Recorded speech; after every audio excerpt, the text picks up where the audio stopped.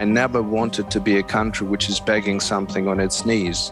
And we are not going to be that country, and I don't want to be that president. That's right. Ukrainian President Volodymyr Zelenskyy is no longer pressing for NATO membership for Ukraine. In a media interview, he said, and I quote, "I've cooled down regarding this question a long time ago after we understood that NATO is not prepared to accept Ukraine. The alliance is afraid of controversial things and confrontation with Russia." Remember, NATO membership is a sensitive, delicate issue. It's one of the stated reasons and main reasons that many say that Russia chose to in fact invade its pro-Western neighbor and take on Ukraine.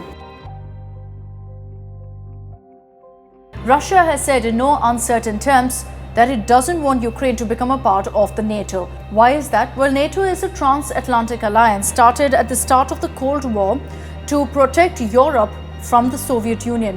Ironically, more and more countries that were once part of the Soviet Union are now joining NATO. So the alliance has spread further and further east to include these countries.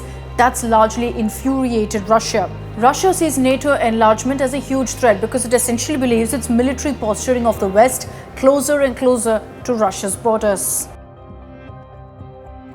Shortly before he shocked the world by announcing that he is invading Ukraine, Putin had started off by first recognizing two areas, that's Donetsk and Luhansk, as independent. These are areas in eastern Ukraine largely known to be rebel-held. And that's exactly what Putin wants for the whole of Ukraine. He now wants Ukraine also to be recognized as sovereign and independent. Putin claims that he wants to demilitarize and denazify Ukraine. Now, when speaking about this particular issue and Putin's demand, Zelenskyy has said that he's open to dialogue.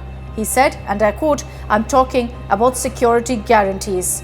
He said these two regions, referring to Donetsk and Luhansk, have not been identified and recognized by anyone but Russia, who he's referred to as pseudo-republics. He's also said, and I quote, "But we can discuss and find a compromise on how these territories will live on."